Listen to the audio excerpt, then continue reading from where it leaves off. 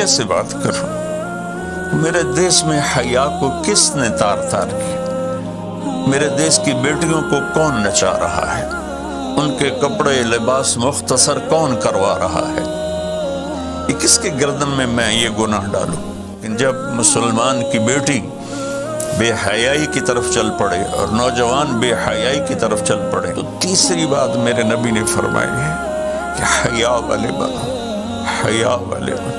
ہمارے کالج ہیں، ہماری یونیورسٹیز ہیں، ہمارے خاص طور پر جو یہ پرائیویٹ سکولز ہیں، یہ امت کو، نوجوانوں کو اللہ رسول سے کاٹ رہے ہیں۔ خوبصورت اسلامی ویڈیو دیکھنے کے لیے ہمارا چینل سبسکرائب کیا جائے اور بیل کے آئیکن پر کلک کیا جائے تاکہ آپ ہماری تمام ہونے والی ویڈیو سے باخبر رہ سکیں۔ اب میں کیسے بات کروں؟ میرے دیش میں حیا کو کس نے تار تار کیا؟ میرے دیش کی بیٹیوں کو کون نچا رہا ہے؟ ان کے کپڑے لباس مختصر کون کروا رہا ہے؟ یہ کس کے گردن میں یہ گناہ ڈالوں؟ میں مجرم ہوں، میں نے اپنی قوم کو نہیں سمجھایا، میں اللہ سے معافی مانگتا ہوں۔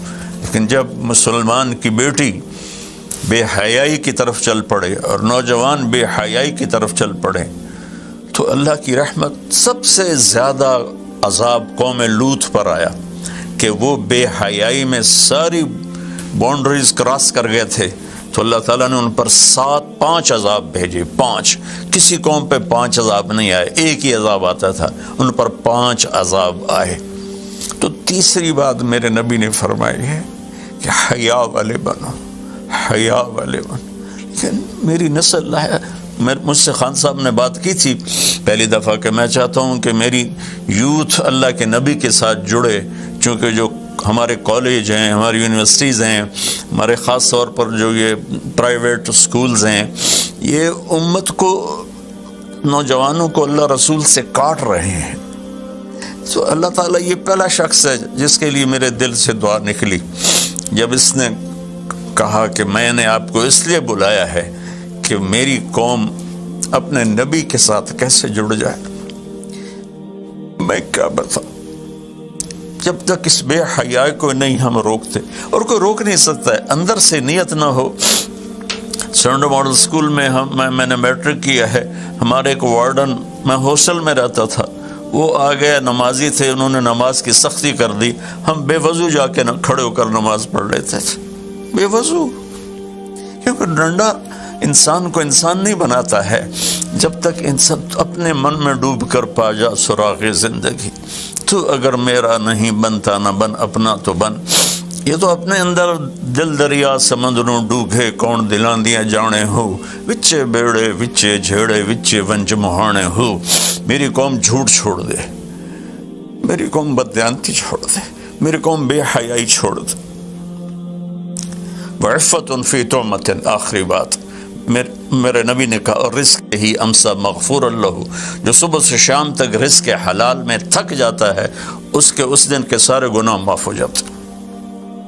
تو میں وزیر اعظم صاحب سے اپیل کروں گا کہ پوری قوم سے جیسے ڈونیشن مانگا ہے ایسی پوری قوم سے چلے۔ میں آپ کی طرف سے اپیل کرتا ہوں کہ کل یا آج رات رمضان کی آئے گی، ساری قوم 2 نفل پڑھے اپنے اپنے گھروں میں، اور ایک تسبیح لا الہ الا انت سبحانک انی کنت من الظالمین، جس کو یاد ہے پڑھ لے، جس کو نہیں یاد ہو استغفر اللہ کی ایک تسبیح پڑھ لے، اور پھر سب اللہ کے سامنے ہاتھ جوڑ کے معافی مانگے۔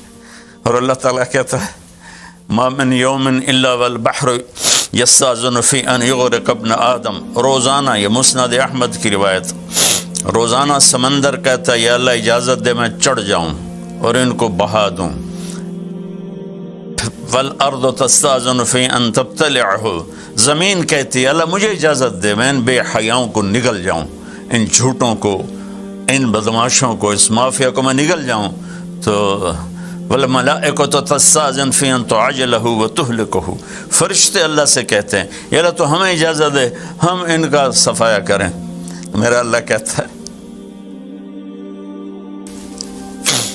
دعو عبدی فانا اعلم بعبدی منکم، جاؤ جاؤ اپنا کام کرو، یہ میرا بندہ ہے اور میں جانوں میرا بندہ جانے۔ ان کان عبدکم فشانکم بہی، تمہارا بندہ ہے تو مار دو، ان کان عبدی فمنی ولی منی ولی عبد، اگر میرا ہے تو میں انتظار کروں گا، میں انتظار کروں گا۔ پچھلی قوموں میں ایک طوائف نے کتے کو پانی پلایا تو اللہ نے اس کی بخشش کر دی، معاف، ہم تو مائل بکرم ہیں، کوئی سائل ہی نہیں، کوئی مانگنے والا تو ہو۔ ان چار چیزوں نے ہماری ہر چیز بکھیر دی، توڑ دی۔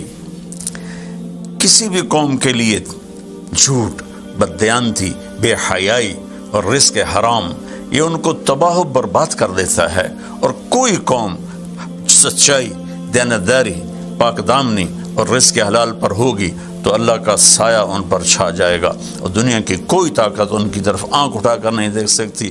ہم تو اجڑے چمن کے مالی ہیں۔